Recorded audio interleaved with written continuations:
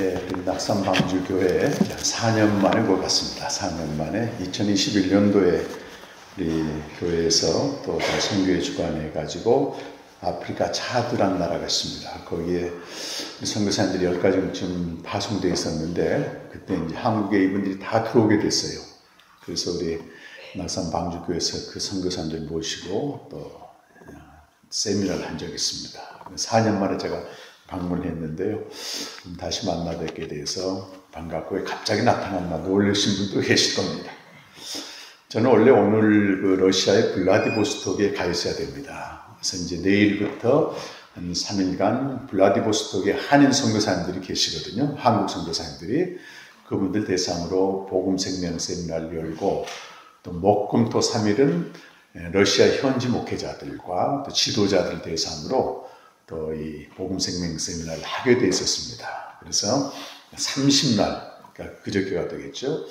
한국을 출발해서 지금 러시아는 전쟁이 일어나가지고 한국에서 직접 가는 비행기 편이 다 끊어졌습니다.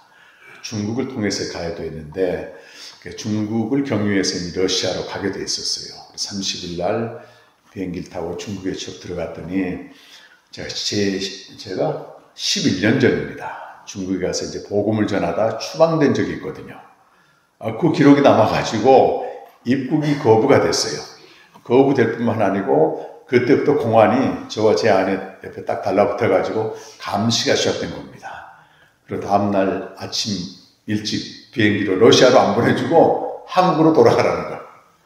추방령이 이제 떨어졌습니다. 그래서 이제 잠은 어디서 자냐 그랬더니 호텔에서 재워준답니다. 그래서 그건 참 고마운 일이구나 하고 호텔 갔더니 남자 공안 한 명과 여자 공안 한 명이 따라오더라고요. 그래서 안내만 해주고 가는 줄 알았더니 그게 아니고 남자 공안은 저를 감시하고 그래서 방 하나를 따로 쓰고 제 아내는 여자 공안이 감시하면서 방 하나를 쓰고 따로 떨어져야 된다는 거예요. 그래서 이거 부부인데 이럴 수 있느냐 그랬더니 당신들은 지금 오지 말아야 될 땅이 맞기 때문에 우리의 감시를 받아야 됩니다 하고 이제 남자 공안이 저를 감시하고 제 아내는 여자 공안이 감시됐는데 이 사람들은요 자기 직무에 대해서 철저하더라고요.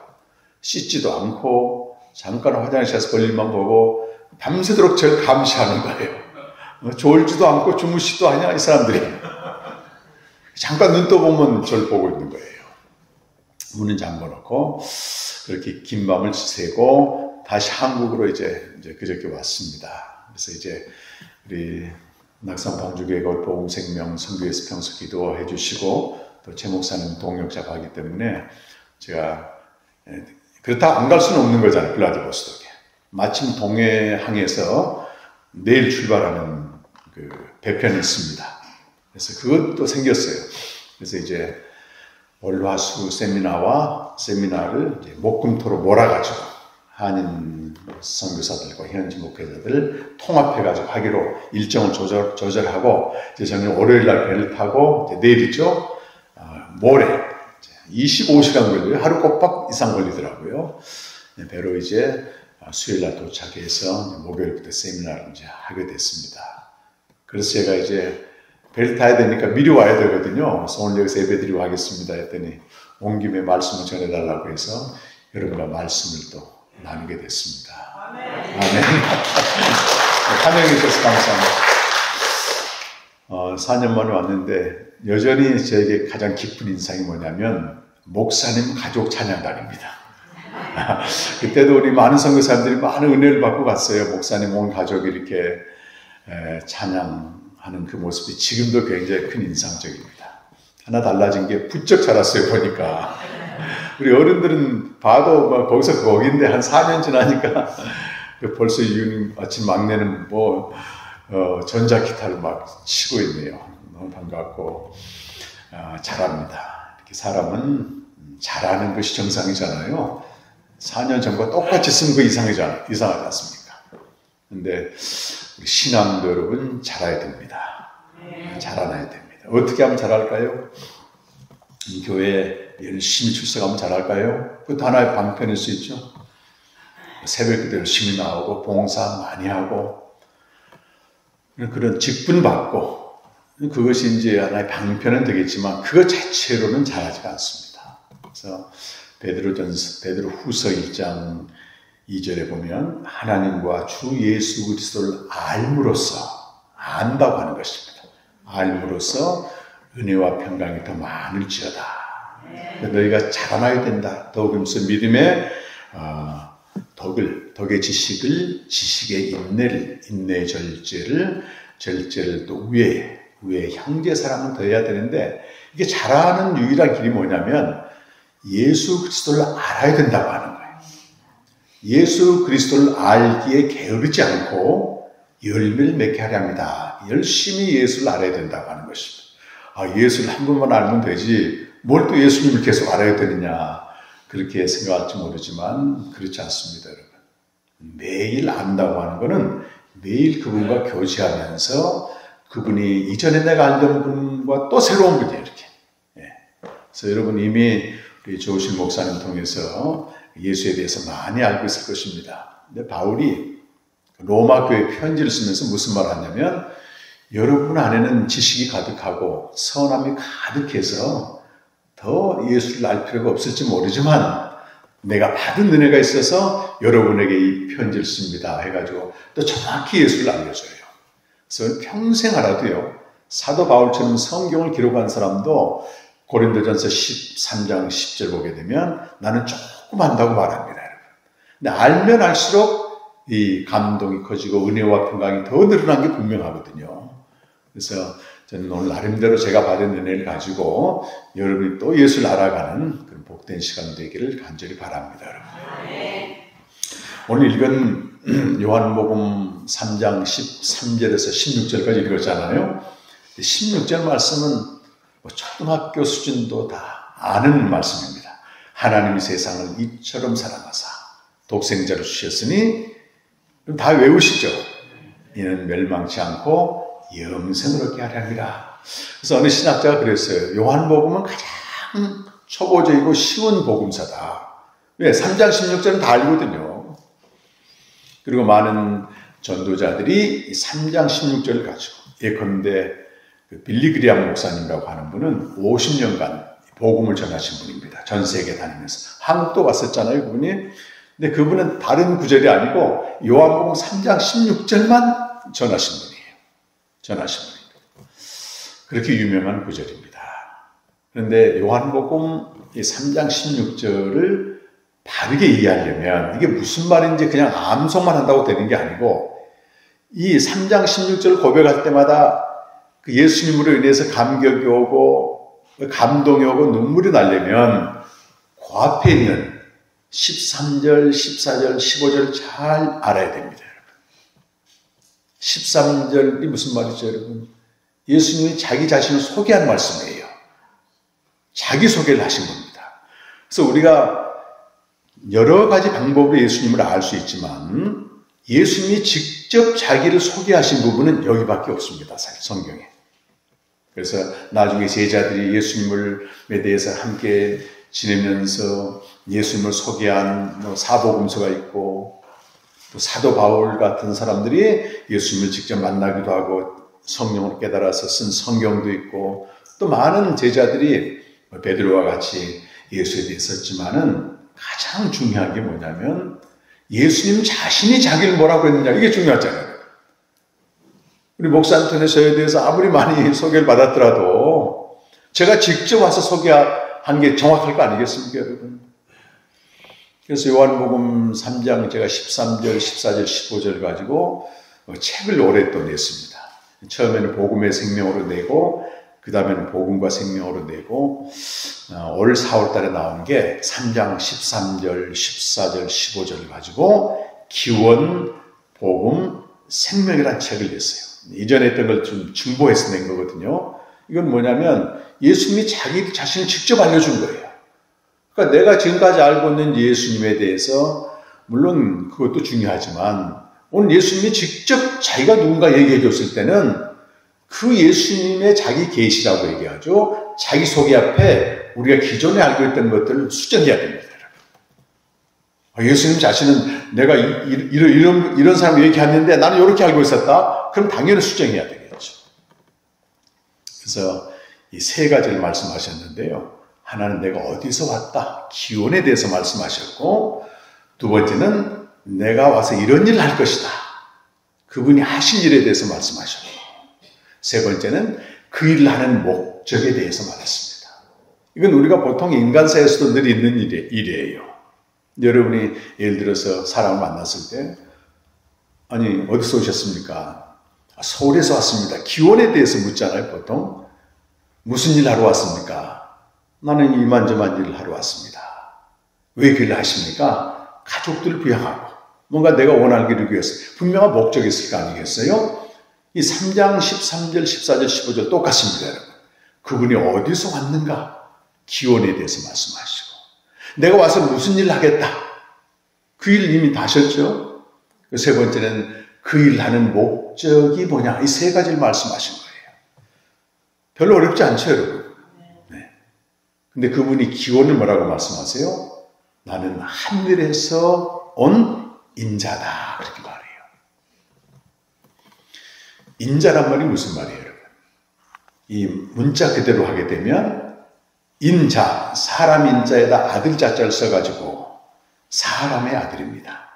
사람의 아들이 아닌 사람도 누가 있나 이거는. 근데 이거는 전문 용어예요.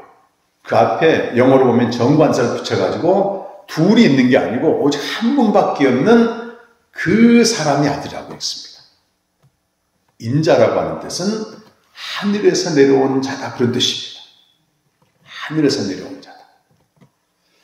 이 땅에 아무리 많은, 이번에 에이펙 정상회의를 할 때 뭐 미국 대통령도 오고 뭐 중국의 시진핑도 오고 내노란 사람 다 왔잖아요.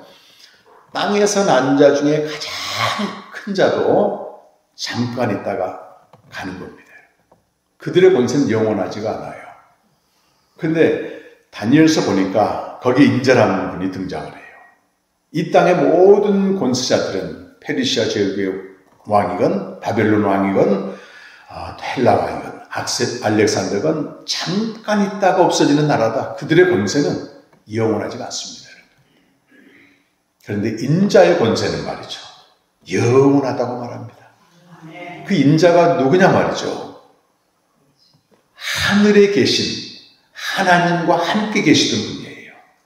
이 하늘에 계신, 영원부터 계신 하나님이 그 인자와 같은 이에게 뭘 주시냐 하냐면 나라와 권세와 영광을 다 주십니다. 통치권과 권세와 영광을 다 주세요. 인자와 같은 이에게. 그런데 그가 세운 나라는 말이에요, 영원한 나라라고. 영원한 나라.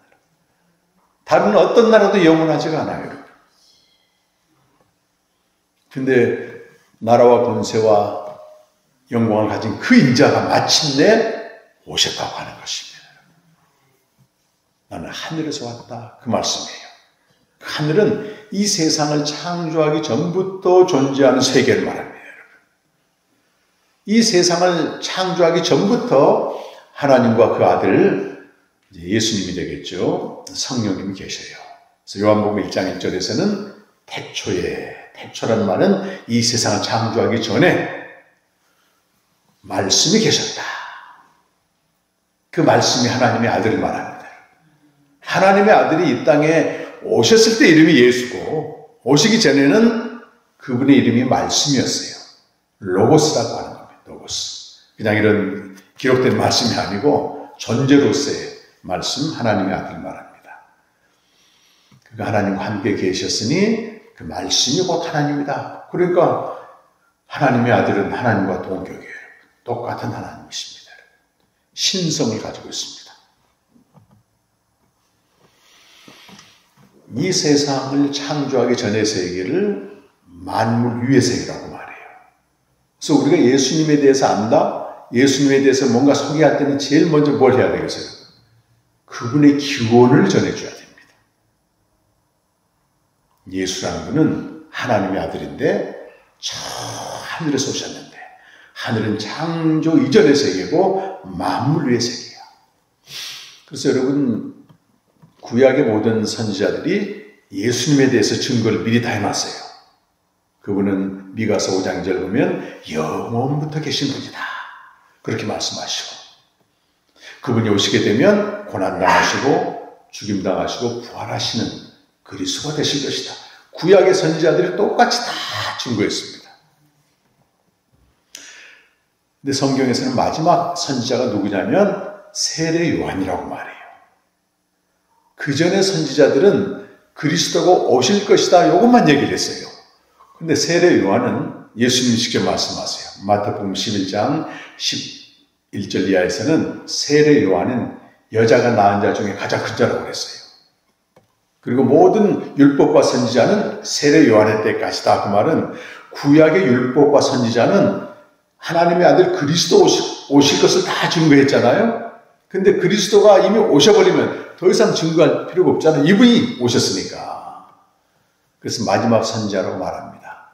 세례 요한은 어떤 선지자인가 하면 예수님이 이 땅에 오신 것을 전한 분이에요.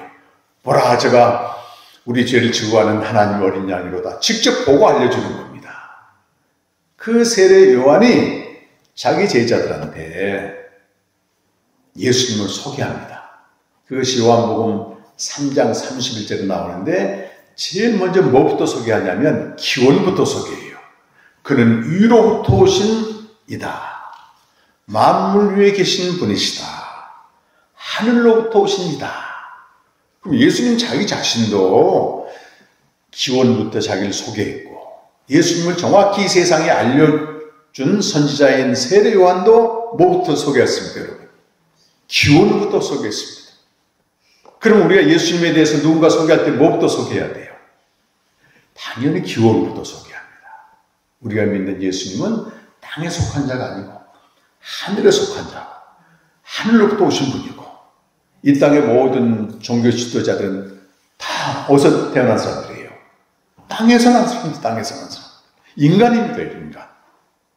근데 우리 예수님은 인간의 모습으로 왔지만 하늘에 속하신 분이고 하나님의 아들이고 이 차원이 다릅니다, 차원이.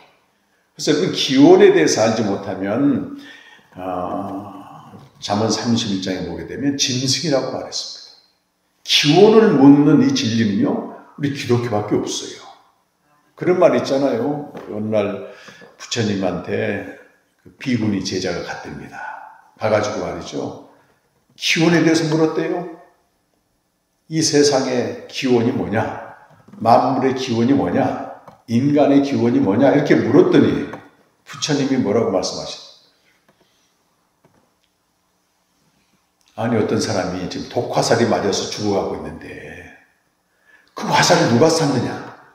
거리가 얼마냐? 그 묻는 게 무슨 의미가 있느냐? 지금 독화살 맞은 이 사람 빨리 고쳐줘야지.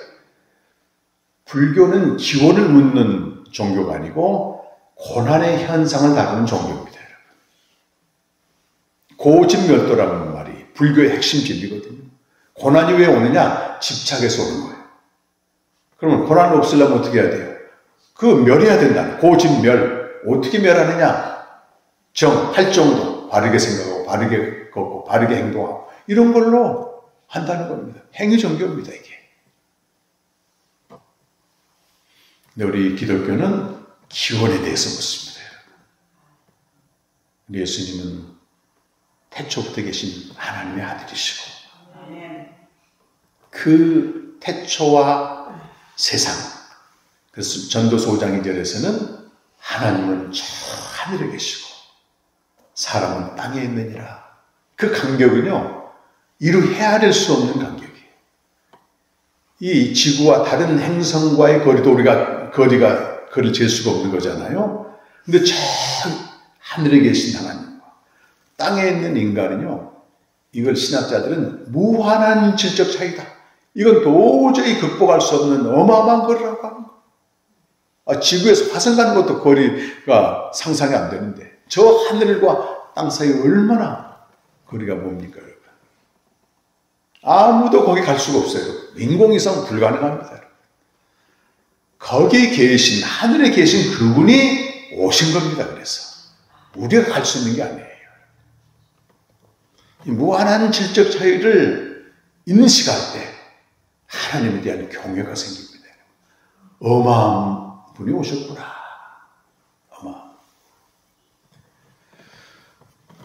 이 무한한 질적 차이를 인식하지 못하고 하나님의 이름을 부르고 내가 하나님과 관계한다는 사람은요, 사실은 진짜 하나님이 아니고 자기가 만든 하나님일 경우가 많습니다, 여러분. 하나님 이름 부를 때 어때요, 여러분? 저는 어제 시편 읽는데요, 시인이 이렇게 고백을 했더라고요. 시편 124편인가요? 하늘에 계신 주여 하는데요, 옷삭여지는 거예요. 하늘에 계신 주여, 내 눈이 주를 바라나이다. 여종의 눈이 주인을 바라보듯이 내 영혼이 주를 항모합니다. 하늘이라는 말이 딱 오니까요, 경외감이 생기는 거예요. 북한 주민들이 김정은 하게 되면 소스라치게 놀라거나 열광하는 거는요, 김정은이라는 인간과 자기와 차이가 얼마나 큰지 알기 때문에 그렇습니다. 근데 우리가 하나님의 이름을 함부로 부를 수 사실 없는 거예요.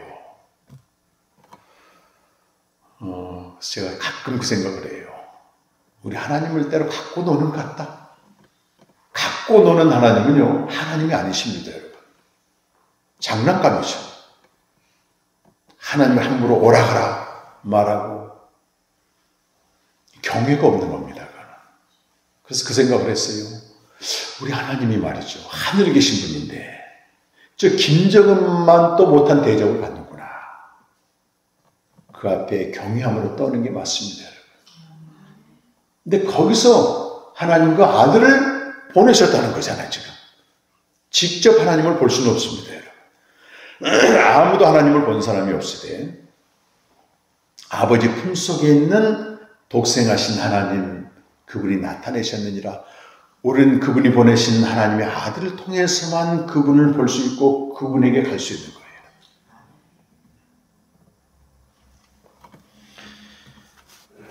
두 번째, 하늘에서 오신 그분이 무슨 일 하러 오셨어요? 14절 말씀 보니까 모세가 이 뱀을 든 것처럼 하늘에서 내려오신 인자도 들리하리니 이렇게 말씀하세요. 모세가 구약성경 보면 그 뱀을 든 사건에 나옵니다. 이스라엘 백성들 하나님이 구원해 놓으셨는데 목적지가 가나안 땅이에요. 애굽에서 가나안 땅은 직선거로 쭉 가게 되면 11일 정도 걸린대요. 근데 하나님은 그리로 인도하지 않고 그 인간적으로 볼 때는 너무 쉬운 길이 있는데 이 사람이 홍해를 건너게 하고 홍해까지 걷는 건 괜찮은데 말이죠. 광야가 나오는 거예요. 광야는 뜨거운 이 햇빛과 또 이 황량한 것 때문에 사람이 걸어갈 수 있는 길은 아닙니다, 사실은.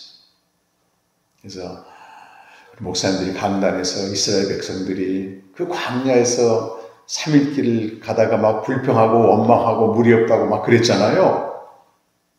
이스라엘 백성처럼 우리가 불순종하면 안 됩니다. 그렇게 목사님들이 많이 설교를 하셨대요. 그래서 어느 날 이 목사님들이 성지 순례를 갔어요. 이스라엘 백성들이 이제 홍해를 건너서 광야 가는 길 따라가는데요. 이제 냉방이 잘 된 버스에서 이제 내리라고 한 겁니다. 한번 체험해보라고. 체험해서 가는데 5분도 못 가고 다 버스 안으로 들어오대요. 이스라엘 백성은 그래도 3일은 갔잖아, 3일. 직접 경험해봐야 되는 것입니다. 그 광야를 인도해요. 물론 이스라엘 백성이 불순종돼서 한 40년 걸렸지만은 계속 일이 꼬이게 만드는 거예요. 저리 가면 에돔길로 가게 되면 직통 노선인데 빙 돌게 만들고. 그래서 민수기 21장쯤 되게 되면 이스라엘 백성들이 상당히 지친 상태입니다. 그래서 길로 인해서 마음이 너무 상한 거예요. 이 길로 가게 되면 간단한데 우회의 길을 주니까 모세를 원망하고 하나님을 원망했을 때 하나님이 뱀을 보내가지고 말이죠. 다 죽게 만든 겁니다. 그 사건을 예수님이 말씀하신 것이죠. 하나님이 인도하시는 방식이 내가 기대하고 원하는 거하고 다르다는 거예요. 오늘도 이제 목사님 계속 앞부분에 기도하시면서 했지만 하나님은 우리와 전혀 다른 길로 인도하셔요. 이번에도 말이죠. 러시아 가는데 하나님이 진짜 그들의 마음을 좀 이렇게 지금 중국 상황은요, 2023년, 저도 그걸 몰랐는데, 2023년부터 체제와 사상, 이걸 아주 강화했습니다. 그래서 보통 제가 11년 전에 추방이 됐기 때문에 5년 내지 10년 지나면 해제돼요, 보통은. 다시 왔다 갔다 할 수 있습니다. 근데 저도 이번에 추방되면서 알게 된 사실이 2023년부터 중국에서 아주 체제를 강화하면서 초등학교부터 말이죠, 완전히 무신론을 교육시킵니다. 중국도 교회가 있어요, 여기. 어느 정도 종교 자유를 인정했는데, 물론 정부에서 통제하는 교회들 삼자교회라고 해서 인정을 해줬는데, 그걸 완전히 이제 무시하면서 공산주의 체제를 가르치고 선교사님들 대대적으로 추방시켜버렸습니다. 강화돼가지고요, 이제 10년이 넘어도 소용없어. 무조건 사회풍기문란죄로 딱 적용을 해가지고 발도 못 디디게 만듭니다. 지금 그래서 중국 그리스도인들이 이 정상적인 학교를 보낼 수가 없으니까 자녀들 하면 다 그거 가르칠 거 아니겠어요. 그래서 대안으로 캄보디아나 주변국에다가 대안학교를 세워서 중국 그리스도인들을 자녀들 그쪽으로 지금 보내고 있는 그런 상황이라고 하더라고요. 어쨌든 길이 막혔습니다. 제가 원망했을까요, 여러분? 전혀 원망이 안 나옵니다. 중국이 막은 게 아니고 하나님이 하신 일이구나. 그대로 받아들였습니다. 그래서 여기까지 왔지 않습니까, 여러분? 이스라엘 백성들이 원망한 건 뭐냐면 자기들이 원하는 뜻이 있었어요. 하나님의 뜻보다도 자기 뜻이 더 중요한 거예요. 아모스 3장 3절 보면 이스라엘 백성들에 대해서 뜻이 같지 않는데 말이지 어떻게 동행할 수 있겠느냐. 뜻이 같아야만 동행합니다, 여러분. 부부도 마찬가지고. 그렇잖아요. 하나님이 백성들을 광야로 인도한 뜻이 뭐겠습니까, 여러분? 그거는 신명기 8장 2절 3절에 나온 것처럼 내가 너희를 광야로 인도하는 것은 물론 너희도 잘못한 게 있지만 더 중요한 게 있는데 너희 마음을 낮추고 겸비하게 해서 내 말씀을 듣는지 안 듣는지 그거 보려고 광야로 인도했다는 거예요. 그래서 뭘 알게 하시려고? 사람이 떡으로만 사는 게 아니고 하나님의 입에서 나오는 말씀으로 사는 걸 알게 하기 위해서 광야로 내보냈다는 겁니다. 그리고 책임져 주셨다는 거예요. 신발이 떨어졌느냐, 먹을 게 떨어졌느냐, 내가 책임져 주지 않았느냐. 그래 장차 가나안 땅 들어가야 되는데 거기는 쾌락과 풍요의 신이 가득합니다. 오늘날 한국처럼. 그럼 그들이 풍요와 쾌락의 신을 따라가는 걸 이길 수 있는 유일한 방법은 날마다 말씀을 양식으로 먹어야 된다고 하는 겁니다. 주님과 교제해야 된다고 하는 거예요. 갈수록 세상은 지금 4년 만에 왔더니요, 빌딩도 막 대포항 쪽도 뭐 으르리한 건물들이 올라가고 여기도 벌써 빌딩이 몇 개 올라가 있더라고요. 세상은 잘 살고 번영할수록요 더 죄를 많이 짓게 됩니다. 여러분. 왜 그럴까요, 여러분? 에베소서 2장 1절 이하에 보게 되면 허물과 죄로 죽었던 우리를 주님께서 살리셨는데 허물과 죄로 죽은 자들은 영적으로 공중의 권세 잡은 자의 지배를 받게 되어 있습니다. 그 지배를 받는 사람은 흉측하게 사는 게 아니고요, 육체와 마음에 원하는 것을 이루고 사는 거예요, 여러분. 영적으로 마귀의 지배를 받고 구원받지 못한 사람들의 삶은요, 돈을 많이 벌면 벌수록, 번성할수록 육체와 마음에 원하는 것을 안에 살게 됩니다. 근데 그게 하나님이 보실 때는 본질상 진리의 자식인데 전혀 깨닫지도 못해요, 그들은.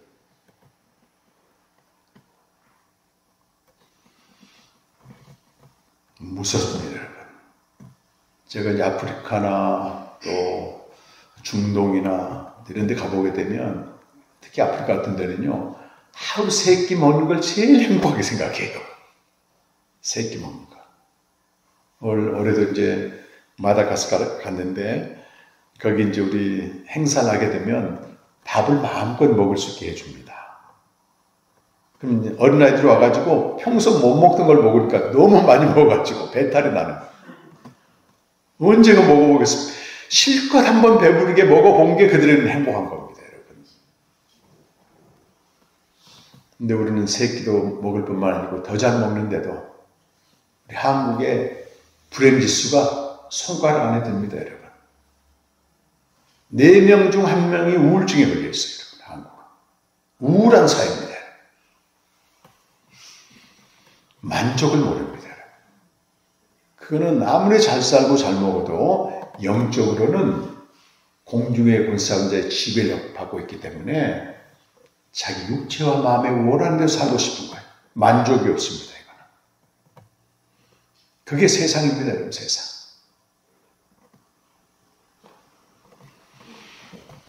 근데 그런 세상을 이기려면 날마다 말씀으로 살아야 된다고 하는 겁니다. 가나안 땅이나 지금 한국 땅이나 비슷합니다. 여러분.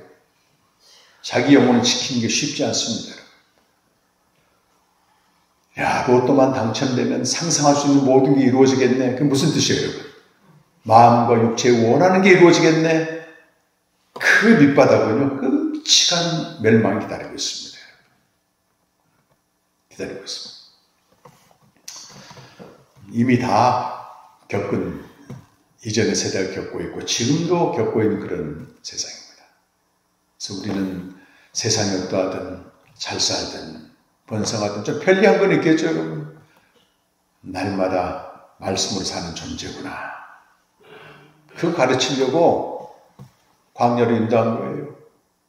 근데 백성들은 그 뜻을 모르니까 계속 원망하고 시비야. 그렇습니다. 그래서 뱀을 보내가지고 이렇게 다 물려 죽게 했는데 죽게 되니까 그때서 정신이 번쩍 들어서 모세에게 우리 좀 살려달라고 기도 좀 해다오 하나님께 기도했어요. 그랬더니 하나님 무슨 명령을 하시냐면 구리로 뱀을 만들어가지고 저기다 달라는 거예요. 우리는 애 속담에 자라보고 놀라는 것은 뭐 소뚜껑 보고 놀란단 말이잖아요. 뱀에 물려 죽어가고 있는데 또 뱀을 쳐다보라니 누가 쳐다보겠어요? 제정신이 아닌 사람. 제정신이 들어있다면 아니 의사를 보내줘서 약을 해독제를 뿌려줘야지. 해독제를 하늘에서 쫙 뿌려줘. 그건 믿을 만한데 뱀을 달아놓고 쳐다본 적 산지라 이렇게 말씀하세요. 말씀입니다. 말씀. 말씀을 믿느냐 안 믿느냐. 참 우리가 구원받는 거는요. 사람의 지혜 있는 게 아니고 미련하게 보이는 십자가 있다고 얘기하잖아요. 십자가의 도가 멸망하는 자들에게는 미련하게 보이지만 구원을 얻는 우리에게는 하나님의 능력이다. 아주 미련한 방법으로 하나님 일하신다. 인간이 볼 때는. 근데 그게 하나님의 지혜라고 하는 거예요. 쳐다보는 사람들은 다 살아났다는 겁니다. 근데 예수님이 하시는 말씀이 모세가 그 광야에서 뱀을 든 것처럼 인자도 들려야 할 것이다. 그렇게 말씀하시는 거예요. 하늘에서 내려오신 분이 땅에서 들린다는 겁니다. 들린다고 하는 게 무슨 뜻이에요?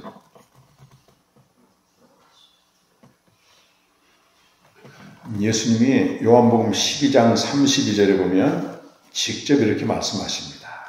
땅에서 들린다는 말을 해석을 해 주십니다.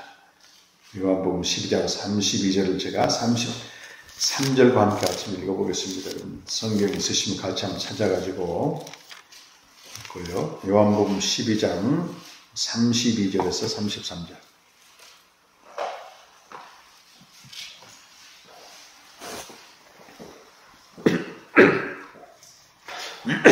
같이 함께 읽겠습니다. 시작. 내가 땅에서 들리면 모든 사람을 내게로 이끌겠노라 하시니 이렇게 말씀하시면 자기 것 또한 죽음으로 죽을 것을 보이심이라. 모세가 광야에서 뱀을 든 것 같이 인자가 들린다고 하는 뜻은 그가 어떠한 죽음으로 죽을 것을 말씀하신 겁니다. 예수님이 어떻게 죽으셨어요, 여러분? 십자가에서 못 박혀 죽으셨다는 것은 땅에서 들려서 죽으신 겁니다. 십자가 죽음을 말씀하십니다. 예수님이 이 땅에서 와서 하신 일이 뭐냐면 병자도 고쳐주기도 하고 여러 가지 일도 하셨지만 가장 중요한 일이 땅에서 들려서 죽으시는 십자가 죽음입니다, 여러분. 그래서 우리 기독교 진리 중에 가장 중요한 게 십자가입니다, 십자가. 십자가에 그분이 죽으신 거예요. 근데 예수님도 이렇게 말씀하시네요. 내가 땅에서 들려 십자가에 죽을 때 모든 사람과 함께 죽겠다고 얘기합니다. 당신만 십자가에 죽으신 게 아니고 허물과 죄로 죽어 육체와 마음에 원하는 대로 살다가 멸망에 이를 수밖에 없는 모든 인간들과 함께 죽는다. 내가 알든 알지 못하든 믿든 믿지 않든 진리입니다. 이미 이루어진 일이에요. 그래서 고린도후서 5장 14절 말씀에는 그리스도의 사랑이 나를 이끌고 있습니다. 한 사람이 모든 사람을 대신하여 죽었으니 모든 사람은 죽은 것입니다. 아담 안에서 태어나 허물과 죄로 죽어 영적으로 공중의 원수 잡은 자를 지배를 따르면서 현실적으로는 육체와 마음에 원하는 것을 이루기 위해서 하는 모든 인간들이 예수와 함께 십자가에 죽었다는 것입니다. 안 믿어도 그건 진리예요. 믿으면 어떻게 될까요? 믿으면 오늘 15절 말씀 뭐라고 되어 있어요? 이는 그를 믿는 자마다 뭘 얻는다? 영생을 얻는다는 것입니다. 영생을 얻는다. 그래서 16절 말씀 얘기하는 겁니다. 하나님이 그런 인생들을 아담 안에서 죄인으로 태어나 멸망에 이를 수밖에 없는 인생들을 이렇게 사랑하셨습니다. 어떻게 사랑하셨다는 거예요? 이처럼 사랑하셨다. 어떻게 사랑하셨어요? 하늘로부터 그 아들 보내시고 십자가에 죽게 하심으로써 이제 그를 믿는 자마다 멸망하지 않고 영원한 생명을 얻습니다. 아, 놀라운 거예요.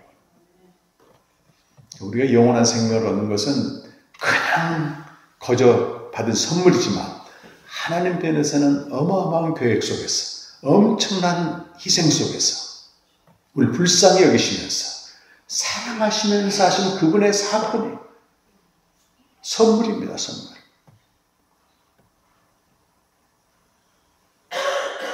너무너무 사랑하셨기 때문에 우리를 버릴 수도 있는데 멸망에 이르게 할 수도 있는데 사랑하셔서 이 선물 주시려고 그 아들 이 땅에 보내시고 십자가에 죽게 하셔서 이 생명을 주셨어요. 여러분. 생명입니다. 생명. 그래서 예수님이 십자가에 죽으신 사건을 보통 복음이라고 말해요. 거기에는 예수님이 십자가에 죽으시고 장사 지낸 바 되시고 3일 만에 살아나셨잖아요. 하나님이 그 아들을 통해서 행하신 일을 복음이라고 말합니다. 이 복음을 15절 말씀 믿는 자마다 멸망하지 않고 영생을 얻었다. 그림을 하나 좀 보여주시면 좋겠습니다.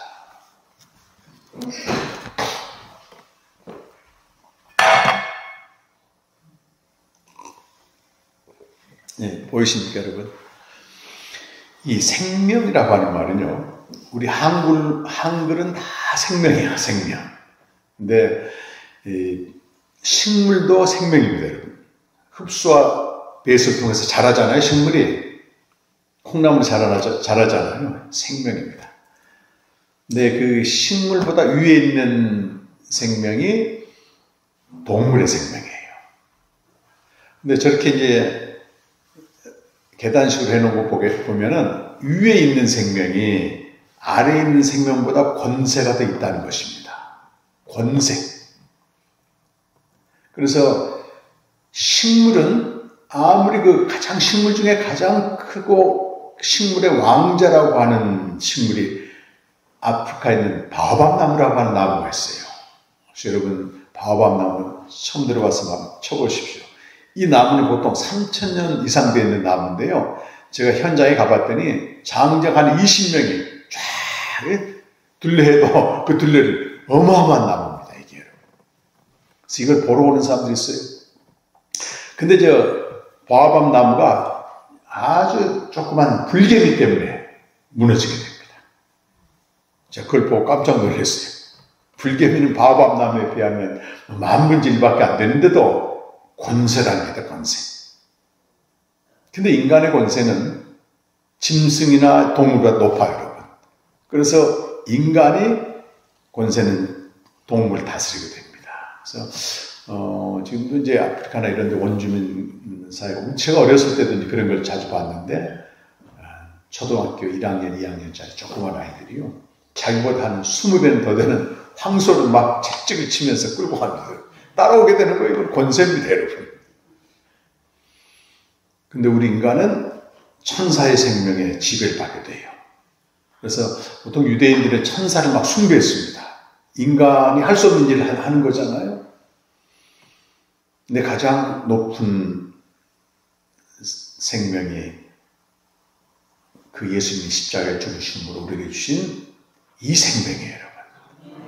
그래서 우리 인간의 생명을 헬라 성경에 기록된, 신약 성경이 기록된 헬라어는 푸시케라고 말하고, 저 가장 높은 우리가 예수님을 믿음으로 얻는 생명을 쪼에라고 말해요. 그래서 똑같이 생명이라고 안 부릅니다. 근데 우리 한글말은 따로 구별이 안 돼. 그러니까 똑같은 생명인 줄 아니까, 사람의 생명이나 저 위의 생명이나 비슷하면 완전히 차원이 다릅니다. 그래서 1번 생명, 하나님의 아들에게 있는 생명을 가진 분이 이 땅에 오셨어. 어디로 오셨어요? 3번 생명의 세계로 오신 겁니다, 그분이. 그래서 그가 죽으시고 부활하신 게 복음이에요. 저 화살표를 보게 되면, 그 복음을 믿게 되면 두 단계를 뛰어넘습니다. 어마어마한 권세를 가진 생명을 가진 거예요, 우리가, 여러분. 이게 요한복음 1장 12절 말씀에는 권세라고 말합니다. 영접하는 자, 곧 그 이름을 믿는 자들에게는 하나님의 자녀가 되는 권세를 주셨다, 권세. 이 대통령 권세만 해도 어마어마한데요. 이 대통령 권세는요, 잠깐 지나가는 거예요. 하나님의 자녀가 되는 권세는 엄청날 뿐만 아니라 영원한 겁니다. 그래서 우리는 어깨를 펴고 지내셔야 돼요, 여러분. 하나님의 자녀라고 하는. 그래서 우리가 어떻게 마귀를 이기느냐? 기도에서 이깁니다, 여러분. 생명의 권세를 이깁니다, 여러분. 그래서 요한일서 5장 4절 말씀 보면 세상을 이긴 이김이 어디 있느냐 말이지. 하나님께로부터 난 자, 생명을 가진 자가 아니면 누가 이기겠느냐? 생명을 가진 자. 저 여러분은 예수 그리스도를 믿고 예수가 나와 함께 나를 대신하여 죽으신 걸 믿게 되면 이 생명을 얻는다는 것입니다. 이미 생명이 여러분 안에 있는 거예요.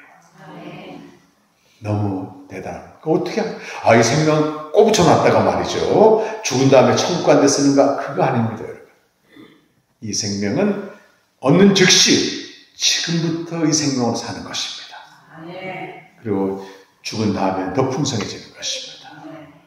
목사님 시간을 오후에 좀 더 주셔가지고 이따 점심 먹고는 현재 누리는 생명과 장차 완성될 생명을 가진 자가 주님이 오시기 전에 이 세상을 떠나게 되면 어떻게 되는 건지, 주님이 또 오실 때 어떻게 되는 건지, 그런 부분에 대해서 좀 식사한 다음에 나누겠습니다. 자, 다시 말하면 예수님은 세 가지를 말씀하세요. 하나, 기원, 내가 하늘에서 왔다, 이걸 말씀하시고, 두 번째는 내가 와서 하는 일은 십자가에 못 박혀 죽고 3일 만에 살아나는 것이다, 이걸 말씀하셨고, 그 목적이 뭐냐면 저 3번 생명으로 멸망할 수밖에 없는 우리들을 십자가의 죽음과 부활을 믿는 복음을 믿게 함으로써 1번 생명, 가장 높은 생명으로 태어나게 한다는 것입니다.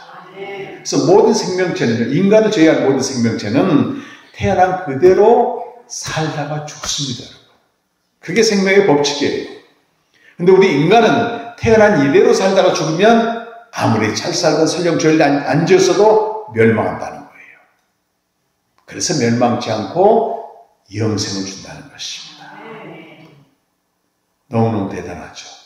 우리 사람으로 태어난 게 너무 큰 축복이에요. 기회입니다. 근데 사람 생명으로 그대로 살다 죽으면 비극이에요. 아프리카 원주민 마을 제가 갔더니 우리 한국 선교사님이 교회도 지어주고 학교도 지어줬어요. 거기는 아주 원시적인 집안에서 말이죠. 소도 기르고 양도 기르고 염소도 함께 살아, 가족처럼 이렇게. 추장이 왕입니다. 추장이 사람 죽이라면 죽기도 해요. 근데 그런 곳에 교회가 들어간 겁니다. 한국선교사들 대단하잖아요. 학교도 세워주고. 그래서 저희가 이제 방문한다고 했더니 온 동네가 1년에 가장 중요한 날이에요. 외부에서 손님 오는 날이. 성도들이 모였습니다. 이렇게. 그래서 어르신 장년 성도들이 이쪽에 모이고 초등학교 유치원부터 초등학생들은 저쪽에 모일 때 그건 아이들 많이 나니까 제가 아이들한테 요 말씀 전했어요. 요한복음 3장 16절로 전하면서 얘들아 너희 집에 양과 소가 염소가 있지 이때 가시면 집집마다. 그런데 어느 날 눈을 떠봤더니 그 양이 염소로 바뀐 거 봤어? 물어봤어요. 안 바뀌었대. 그래 맞아. 모든 생명체는 태어난 그대로 살다가 죽는 거야.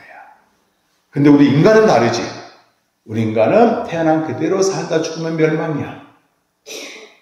그래서 하나님이 우리를 사랑하셔서 예수님 보내주시고 그가 십자가에 못 박혀 죽으심으로 사람의 생명으로 태어난 나는 예수님과 함께 죽고 그걸 믿는 자는 이제는 저 일본 생명 하나님의 자녀로 태어나는 거예요. 사람은 반드시 이 생명을 얻어야만 그 생명을 또 얻는 것이 태어남의 목적이랍니다. 여러분이 이 생명으로 났다면 하나님께서 여러분을 사람으로 보낼 목적이 이루어진 것입니다. 사람으로 안 오면 이 생명을 얻을 수가 없어요. 강아지한테 생명을 준다는 말 없습니다. 내가 아무리 강아지를 사랑해서 반려견과 죽지 못해 살고 지금 장례식도 치러주고 하지만 막 펑펑 울기도 한답니다. 사람의 생명으로 못 바꿉니다. 그게 생명의 법칙입니다.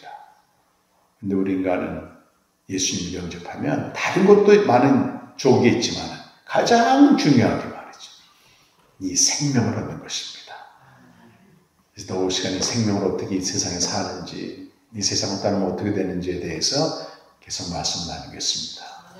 시간 함께 제가 기도하겠습니다.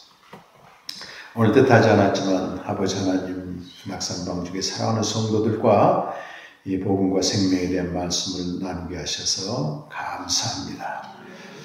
우리가 무엇이간데 하나님이 이처럼 사랑하셔서 저 하늘로부터 아들을 보내시고 모세가 광야에서 뱀을 든 것처럼 그 십자가에 죽게 하시고 그 혼자만 죽는 게 아니고 저와 우리 모두를 대신하여 함께 십자가에 못 박게 하시고 그를 믿는 자마다 영원한 생명을 주셔서 감사드립니다. 이 생명으로 살아가며 죽음 이후 주님 오실 때까지 생명을 누리는 복된 저희들이 되게 하여 주옵소서. 예수님의 이름으로 간절히 기도드립니다. 아멘.